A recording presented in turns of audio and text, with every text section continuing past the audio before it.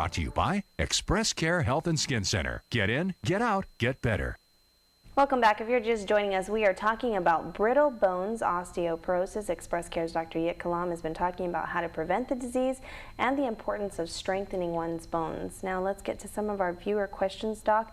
Lauren from Sinahanya asks, I am post-menopausal. Am I at a greater risk of getting osteoporosis, and if so, why? Great question. Yes, you are.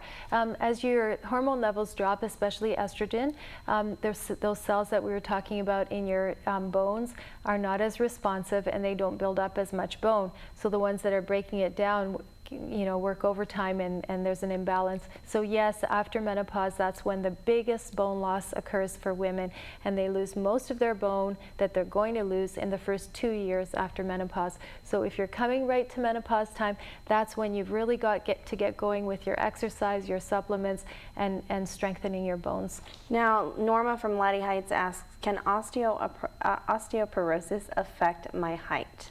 It can, especially those bones are weak, and they will sort of start to crush upon themselves in your vertebra, your backbone spine. They're like little blocks stacked upon each other, and so as they're weaker and thinner, they kind of get shrunken down, and so you can lose an inch or two easily. Wow, yeah. Interesting. Charles from Aston asks, I've been taking medication for my gastric reflux. Is my medication going to interfere with my bone rebuilding process, making me more prone to getting osteoporosis? That's a good question too. Yes, it can. Certain medications can affect it, and some of the acid blockers can definitely affect your calcium metabolism. They also affect your vitamin B absorption.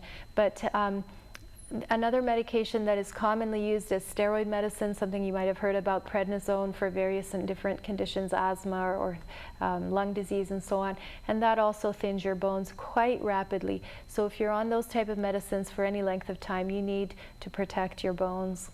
And again with those supplements. Yeah, with the supplements, and just being aware. So we can do what's called a bone density test. It's a special kind of x-ray. It doesn't hurt at all.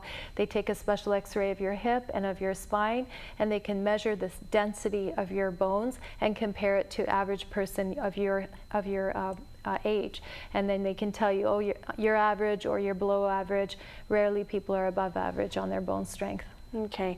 Sal from Telefofo writes, I've been a lifelong smoker. Is it true that tobacco use contributes to weak bones? It does. It's a factor. It's one of the risk factors for osteoporosis, because when you smoke, you don't oxygenate as well, and that's one of the things that happens. You don't get the repair that would normally happen in your bones, so they'll become weaker. Another great reason to quit smoking. All right. Fran from Agate asks, and we did touch on this a little bit earlier, what can I incorporate into my diet to increase my calcium intake? Obviously milk, dairy products, but you were mentioning other green leafy vegetables? Green leafy vegetables, and then salmon. If you buy the can of salmon and you crush up the bones within the mix and with mayonnaise or whatever, that's a great source of calcium.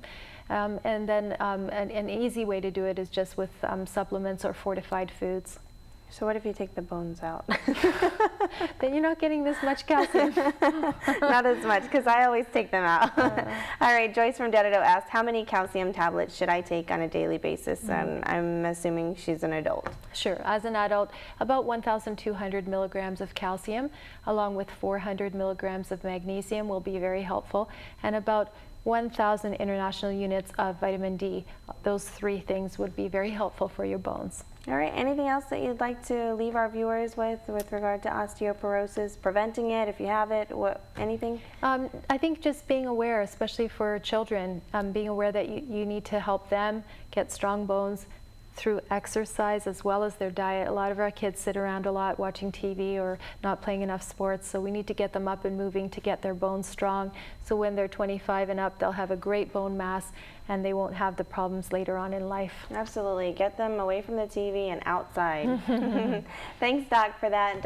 Dr. Lom will be back again next week to talk about why I am so tired. Fatigue, and I can't wait for that topic. Send us your questions to healthyliving@KUAM.com, or you can post your question on KUAM News' Facebook page, or of course on our website.